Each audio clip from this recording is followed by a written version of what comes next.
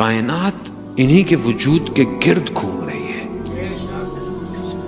ہم اس بات کو اگر ذرا سا محسوس کر جائیں تو سمجھ میں آئے گا. جو لوگ متصل ہوئے ہیں ان سے انہیں پتا ہے کہ راز کیا ہے.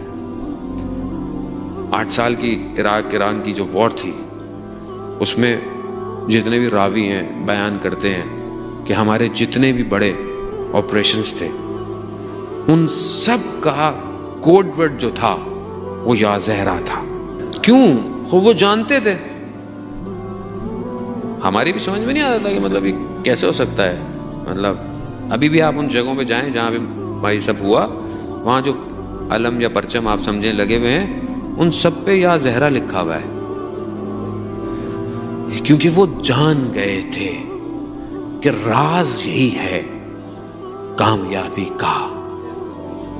شہید برونسی کی جو اس کا نام عبداللہ تھا، مشہد کا رہنے والا، وہ اتنا اسٹرانگ تھا کہ اس کے سر کی قیمت تھی اس زمانے میں صدام نے لگائی ہوئی تھی. ریڈیو میں اس کے سر کی قیمت تھی کہ اس کو جو لائے گا اس کو انعام ملے گا. کیوں؟ کیونکہ جہاں آپریشن پھنستا تھا وہاں اس کی بریگیڈ کو بلاتے تھے اور وہ سب توڑتا ہوا نکل جاتا تھا. ایک جگہ رات چاروں طرف پہاڑ ہیں، پھنس گئے ہیں، نکلنا بھی ہے، لیکن جہاں ذرا سی موومنٹ کرتے ہیں اندھیرا ہے، نہ جانے کہاں سے جو ہے وہ فائرنگ شروع ہو جاتی ہے. اب اندھیرے میں جج کرنا بھی مشکل نہیں ہے کہ دشمن کس زاویے پہ بیٹھا ہوا ہے. زاویہ پتا ہو، اینگل پتا ہو تو آپ ایڈجسٹ کر کے چلا دیں. پھنسے ہوئے ہیں. شہید برونسی کو بلایا گیا. اس نے بولا مجھے تھوڑا سا وقت دے. یہ خلوت میں گیا اپنی. تھوڑی دیر بعد آ کر اس نے ڈیجٹ دیے، نومیرک. وہ ڈیجٹ کیا تھے؟ وہ ڈیجٹ اس جگہ کا زاویہ تھا، اینگل تھا. انہوں نے اسی زاویے پہ رکھ کر شروع ہو گئے. تھوڑی دیر میں دیکھا کہ دوسری طرف خاموشی ہو گئی. دیکھا تو دشمن کہ بالکل جہاں دشمن تھا وہیں جا کر تیر نشانے پہ لگ رہے تھے.